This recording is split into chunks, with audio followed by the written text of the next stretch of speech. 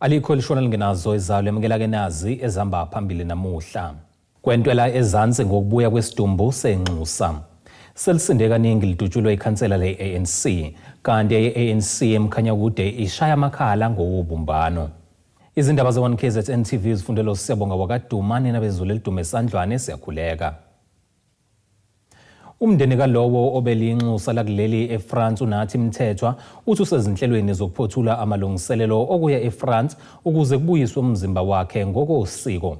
Ilunga lomndeni uMusa Mthethwa uthi okubalekile kwamanje ukutholakala kwesitifiketi sokushona kwakhe kubuyiswe umzimba wakhe. Imininingwane equkethwe kuso bazoyibona ngokuhamba kwesikhathi. Osukwini la izolo umndeni kaMthethwa laleyo suwazi ukuthi ke isitifiketi sokushona sakhe sesiphumile njengoba ke kunamanye amalungu omndeni aseFrance okuyiwo ke edlulisa umyalezo ekhaya. Lo mndeni uthi kwamanje ukubalekile ukuthi kutholakala isitifiketi ebese ke bebuyisa umzimba wakhe ekhaya. Cishe bafikele basireportela izolo ukuthi isitifiketi sesikhona kodwa asikwazanga ukuthi kuze kungenwe kuma details aso. Semukele nje ukuthi isitifiketi sesiphumile okuningi sizobuye sikubone emveni kwesikhathi. Qinisekisa futhi ukuthi indodana yabo izobuya isekhaya. Ngoba ilokho nabo bakulangazelela kakhulu ukuthi umzimba uzobuya siyabanika isiqiniseko ukuthi umzimba uzobuya. Sikhuluma nje lo mndeni kumanje uvele ke usemalungiselelweni ukuthi ke amanye amalunga lomndeni aye ezweni laseFrance ukuze ke kulando ke umzimba wakhe ngokosiko. Kanje manje siphuma ukulungisa amaphepha ngoba sisazi ukuthi kukhona ukuthi bakhona bomndeni abazosuka la ekhaya benekele ezweni laseFrance ukuyokwenza usiko njengamaAfrika siyasilwenze uma kunesimo esinjengalesi. Lezo zinhlelo futhi ziseqophelweni eliphezulu. Sibalindileke ukuthi uma bebuya so bese sikwazi ukuhlangana kube namakomiti aplanayo esho kahle ukuthi kuzokwenzakala. Namanje ke okuyiyona mbangelo lokushona kaMthethwa umndeni ubungakayazi. Lo mndeni uthulinde ukuthi kamaphoyisa aphothule uphenyo lwawo nokuyilona ke elizocacisa ukuthi ke bathole ke izimpendulo abanazo njengomndeni. Ukophenyo sagcina sithathe isinqumo nje nasokuthi sizokuthi mase kutholakala ireport eqhamuke eFrance. Ngani ngoba asikatholi lutho okubhalwe phansi ukuthi kwenzeke lokho nalokho sizokwazi ke ukubuza imibuzo makufanele sibuze imibuzo. Okwamanje nakusengamahlebezi lokho esikuswayo. Ngesonto ledlule ibamba likaNgqongqoshe zamaphoyisa kuleli uSolwazi Philos Kachala uthi ke bajobe ithimba labaphenya sebemkantsha ubomvu kulelazwe elizosebenzisa namaphoyisa khona ukuphenya leli cala. Leli thimba liholwa ke uMajor General Maqhashalala iphini likaKhomishana wesifundazwe wezokuphenya ubugebengu ukusebenzisana nabaphenyi baseFrance ukuthi ke baseke imizamo yomndeni ukuthola iqiniso. Oyikhansela le-ANC ku-Ward 7 ngaphansi kamasipala uMfolozi uMike Ntombela uthi usabela impilo yakhe ngemumva kokusinda ngokulambisa edutshulwa abantu abangaziwa esitobhini eyogibela endaweni yakweSakwamthethwa eMabhuyeni ngenyanga eyedlule. Ekhuluma ke engxoxweni ekhethekile neziko lezindaba le-1 KZN TV, uNtombela uthi usola ukuthi lesigameko sihlobene nombango wezepolitiki. Ukhansela uMike Ntombela uyikhansela le-ANC kumasipala waseMfolozi umebalula igameko zokuhlasela kwakhe edutshulwa selokhange kwezombusazwe kwaqala ngo-2015 ehlaselwa ekhaya edutshulwa esinda kanti kwezinye izigameko uthunyelelwa kwimiyalezo yokumsabisa. Qala ngo-2015 kwakuzoba ukhetho lwa-2016 lapho khona kwakuyisonto ntambama round about 8:45 engayithola nomndeni wami nge-attackwa heavily nge-R5. I think kwatholakala ama-cases alapha ko-15 mase befikile. ngoNkulunkulu-ke muhleke akekho kwalimalayo-ke sonke sasinda kodwa indlu yabambobombobo. Kwakukhetho-ke ngangangenele nokhetho lolokho ngathola ngidubuleka nje. Then kwase kuzothi ngo-2023 ngoJune kwangabo 7 10:07 whereby umuntu ngathi ngiyangena nje endlini ngabo 7 ukuthi ngizobuka indaba ngayithola futhi ngihlaseleka. Esigamweni sakamuva Ntombela uDudulo kaManxeba amahlanu uthi into emkhathaza kakhulu ukuzona zonke lezi gameko zokuhlasela kwakhe edutshulwa akuboshwa umuntu. Bonke lama cases ke kokuqala nesibili nalena ama threats ayikho into eyake yatholakala ngokwamaphoyisa akekho umuntu waboshwayo akaze kwenzeke lutho nje. In fact nje umseshi oqala ngambona kanye efika ezobhaya statement. Kwesibili ngisamkhumbula oqala esibeza khona kwakubani futhi angazi uma wafika noma wagcina ngafika ngayi. Wesithathu ukuthi kocingaza kangalutho. Izigameko zokubulawa kwamakhansela zingezinye ezikhathaza uhulumeni esifundazweni saKwaZulu-Natal. uMike Ntombela uthi ufisa ukuba kavikelwe ngoba usola ukuthi lesi sigameko singahlobana ke nezombusazwe. Umuntu ke angafisa ukuba akubone kwenzeka mhlawumbe ukuthi athole security ukuthi athole security ngoba phela angiyazi lento ukuthi isukaphi. Umuntu kuzazi yena ke mina ngizazi ke ngumuntu ke o interact na wonke umuntu. Uthi uzoqhubeka nokwenza komsebenzi awubizelwe wokushintsha izimpilo zomphakathi. Kule wadi nje nginabantu abawu 44 abathola operation Vula through Department of Economic Development and Tourism and Environmental Affairs. Kule wadi nje nginabantu aba EPWP through ukususa kwezihlahla aba 144 ababenefita. Usekela sihlalo weANC kwisifundimo sadladla uphiwe Mhlongo uthi kufanelekile ukuba ke kuvikelwe amakhansela komasipala. Into ekufanele ngabe seyenzeka emkhandlwini ngokomthetho olawula ukusebenza kwamakhansela uye uthi la kukhona imbiko ethi ikhansela linokuhlaselwa noma selidutshuliwe kufanele ufakwe ngaphakathi enkundleni kumakomiti ezokuphepha kwamasipala esicabanga ukuthi akwenzekile asazi ukuthi indaba noma kwenzeke ngoba uyiANC lo. Ezindabeni ze1 KZN TV kuba iNkosi Mthembu emabhuyeni kwesakamthethwa. I-ANC Youth League kwisifunda inokuhamba nyawo eMkhanyakude ithi ukukhishwa kukaSiphile Mdaka esikhundleni sokuba umeya kulesifunda ingoba kunenhlese yokuphazamisa ukusebenza kwakhe kahle ekulungiseni ke izingqinamba ezibhekene nalomkhandlu.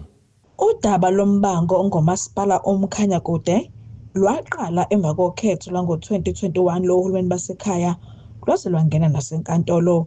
Kungekudala lo masipala kade kunemizamo yokufa ngaphansi kwesandla somlawuli kodwa yabuye yaphelela emoyeni njengoba sekugcine ngokuthi kukhishwe umeya weANC uSiphile Mdaka kwangena iIFP isebenzisana neNFP. Lolu phiko luthi ukuba khona kweANC kwiGPU akuhambisani nezinhloso zokuthuthukiswa umphakathi okubala nakho ukusebenzisana komasipala kulandela isigameko esenzeke eMkhanyakude. iGPU ibonakala ngathi ayisave lenhloso esasithi ifuna izoyisave. Sasingashilo mhlawumbe ukuthi iGPU ayizofihla okuthile noma asizonesana kwiGPU kodwa kwiGPU sasizothi asizokwakha uhulumeni ndawonye futhi asizolekelela umphakathi ngoba amaqembu ayimenywe kwiGPU ngoba iGPU yaqalwa yona futhi iANC ukuthi neGNU ukuthi zani sakho uhulumeni wonke ama political difference esinawo but umphakathi usidinga sibumbene sakho uhulumeni ingakho sathi government of unity because sasithi wonke umuntu noma athiwa unombono njani eceleni kodwa akasondele sizokwakha uhulumeni kodwa ke sesibonile ukuthi kulamaqembu esinawo kwiGPU awanayo lenhloso esinawo thina. Unobhala loluphiko kulesi sifunda uthi lokho kukhishwa kaMdaka kuyimizamo yokuphazamisa izinhlelo zikamasipala. Siyavuma akhona lokhuzaneni imibono engafani ngokwepolitiki kodwa sesibonile ukuthi iIFP is just a regional party nje okwakufanele igcinele lapho igcine khona so lento esiyinike yona iIFP yokuthi siphathe nayo isifundazwe siyayibona ukuthi inkulu kakhulu ngoba siyayibona futhi ukuthi inkulu kakhulu kuyinayo beneDA bebengakakulungeli ukuthi sebengaphatha sebengangena emandleni amangaka mhlambe sibanike into eyumthwalo kakhulu manje sebegcina excited sebenza nezinto okungafanele ngabe bayazenza. Maduze lolu phiko kuyizinga lesifundazwe luzoba nesithangamisa bezindaba okuzochaza ngokuthi bamngephi ngodaba laseMkhanyakude kanye nangohulumeni wobambiswano. Ubuholi besifundazwe be-ANC Youth League ngoLwesithathu buzoba ne-media briefing lo esiyaku ngomhla ka-8. Kuzoba ne-media briefing lapho buzobe khona bubriefa khona eThekwini obuzobe briefa khona i-media ngeposition. Kodwa i-position esisinayo nje singabantu abasha iyodwa ukuthi asiphume kwi-GNU ayisilekeleli. Uma kufanele siyohlala kwi-opposition bench sizohamba siyohlala kwi-opposition bench sihambe siyoyihlela kabusha siyilungise. Kodwa nje i-position yethu nje njengabantu abasha futhi njengabantu ohola umkhaya njengonobhala ohola umkhaya kude we are behind the province of KwaZulu-Natal. Kude Bohosibisi wezindaba ze-1 KZN TV ku-Channel 261 ngiseThekwini. Ake sihlabene nali ikhefu sihlangabeze nezinye futhi masibuya.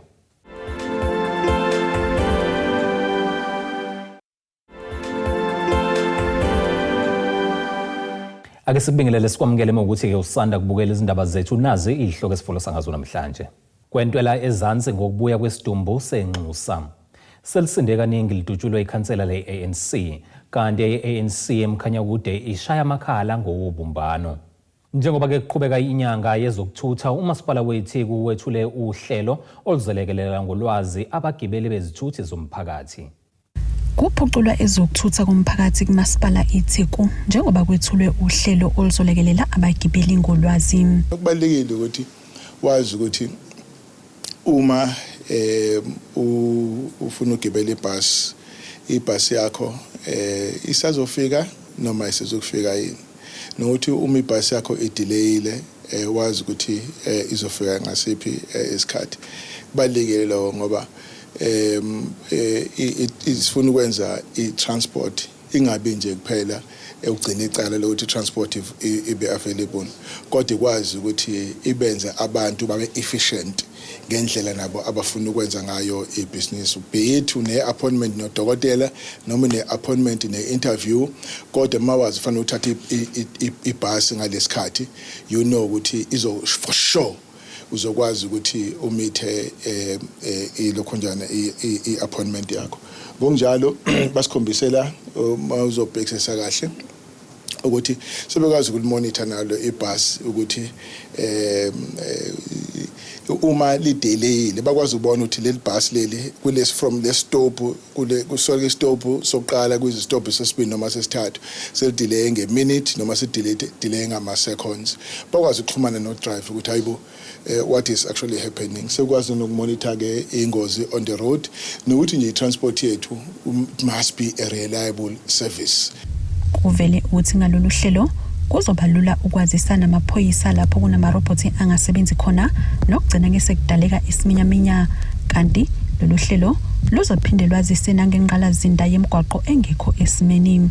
Izingxoxo zokuba ke lolu hlelo liphinde lisabalalise ulwazi ngezitimela ziyaqhubeka. Ngokuhamba kwesikhathi ungagcina nalaba be-taxi industry sebethi come on board but it will require them to be much more organized but we've got to provide lead thina njengesithi and then sibabiza nje kancane so that we provide if kuzoba no Go Durban means we'll also go on the same system.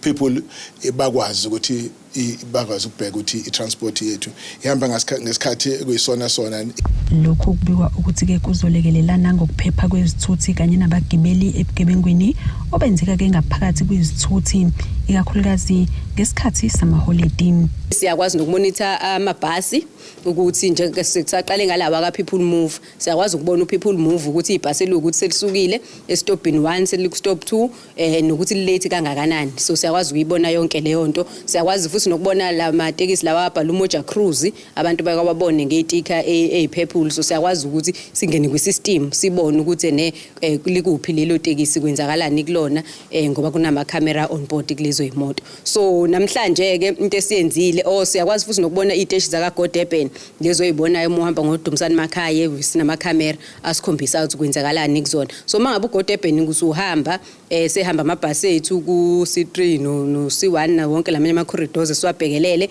sizokwazi futhi nakhona ukwamonitor lawo mabhasi. Ezindabeni ze-1 KZN TV kube uNtomkhona Mvubu ngiseThekwini. Umphakathi waseHoneyville eCopsville uthi kuphoqa ukuthi uphume uyolekelela umakhanjiswa wesifazane wakule ndawo ophila nokukhubazeka njengoba esebenzisa isihlalo esinamasondo phecelezi i-wheelchair.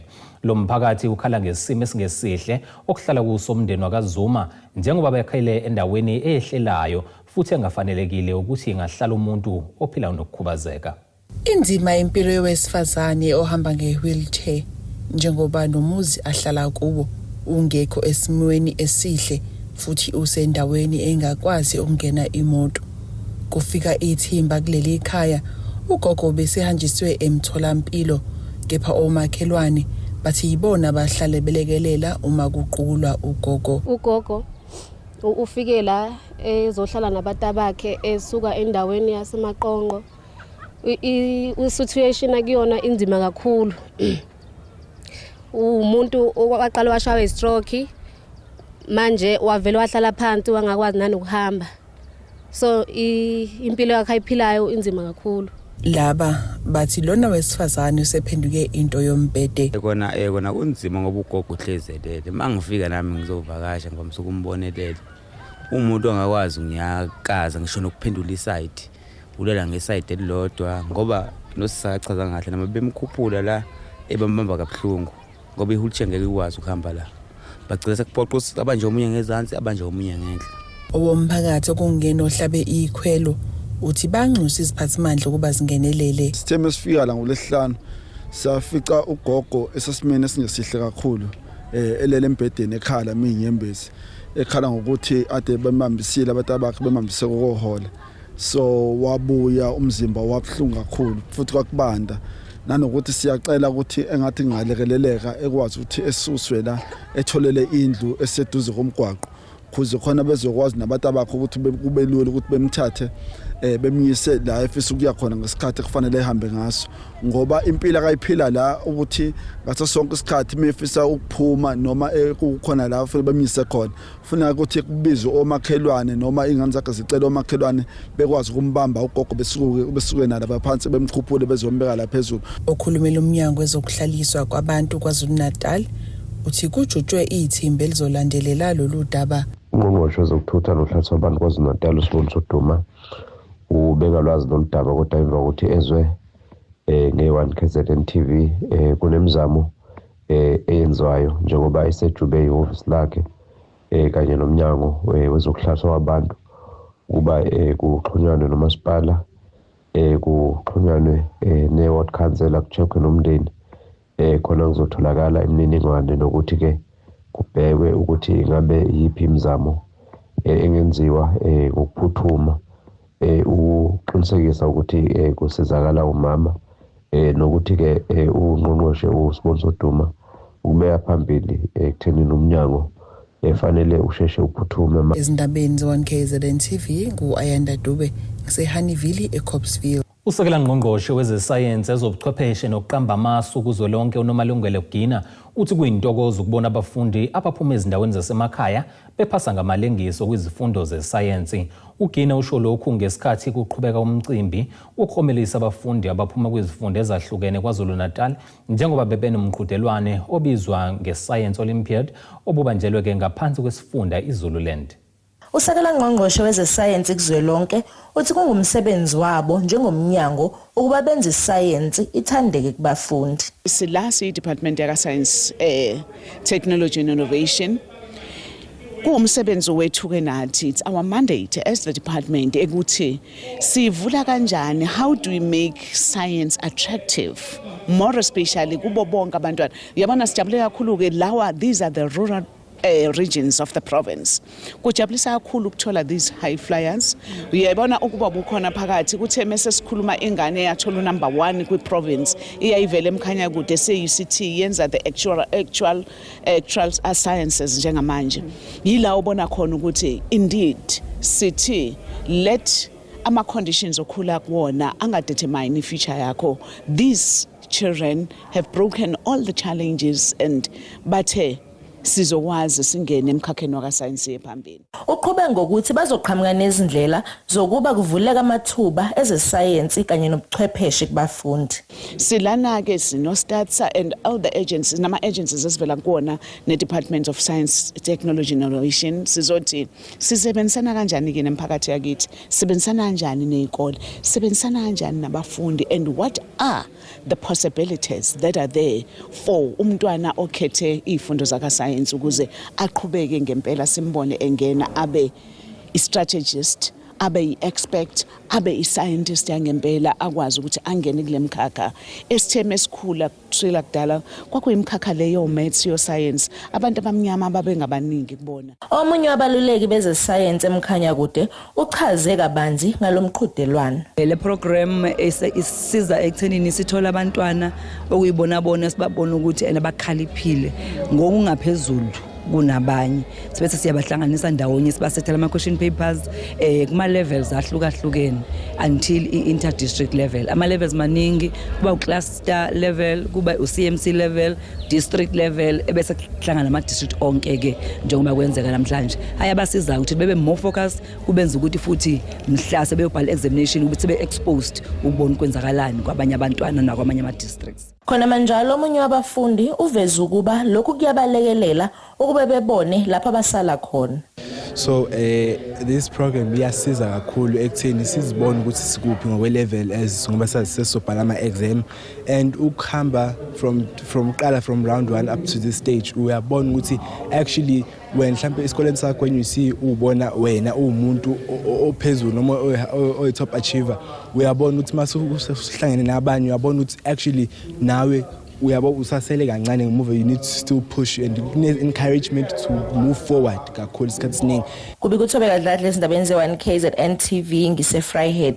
Ake siphinde futhi nina besilo sihlabena nali ikhefu sihlangabeza nezinye masibuya.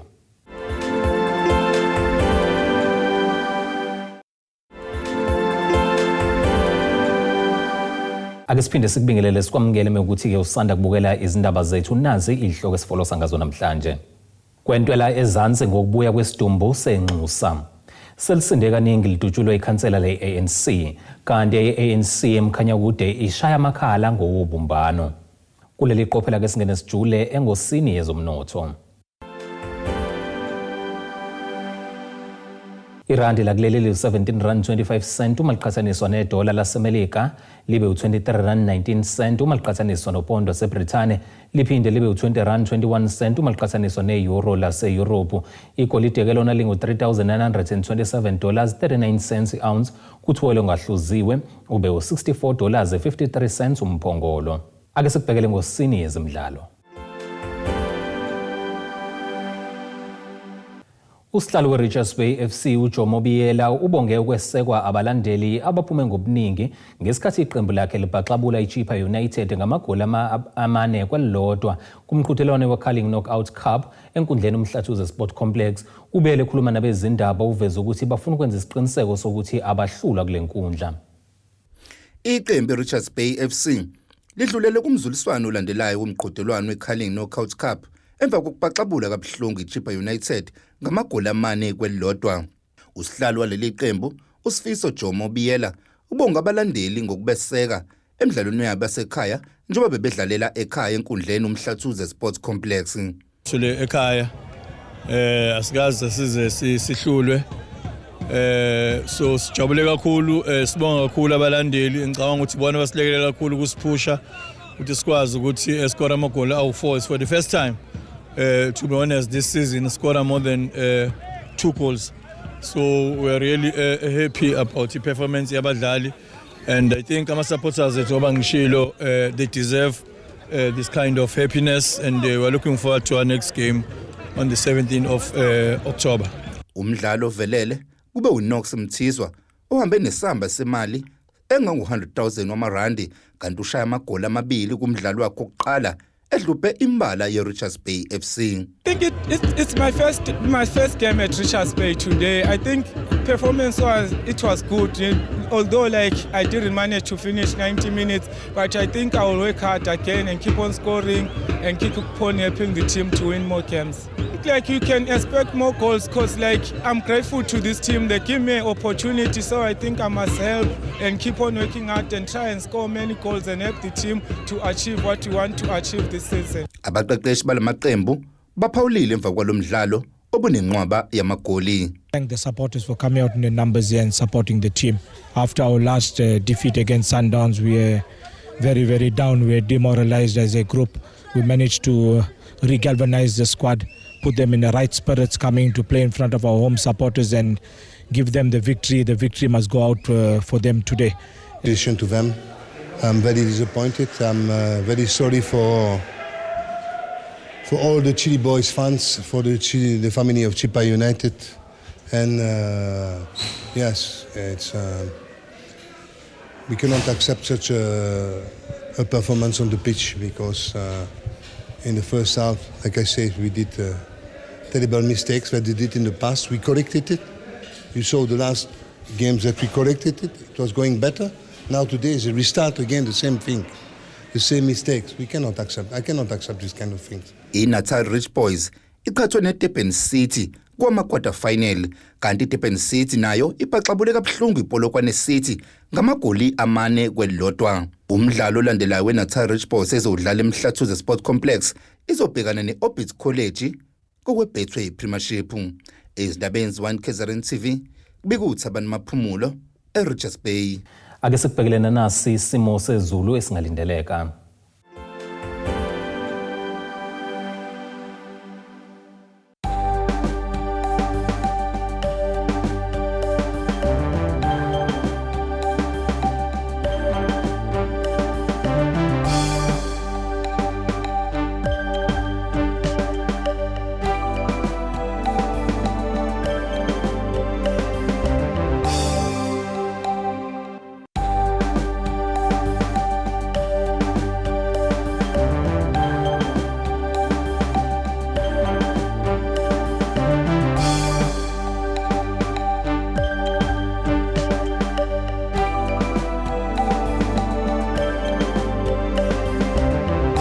Zulu mnyama indlela ezimhlophe ngeziguqisa ke nokho bese kuphathele zona namhlanje sihlangabeze noma kanjani futhi kusasa ngesikhathi esifanayo.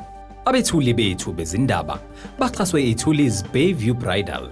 Ungabashayela kulezi zinombolo ezivelile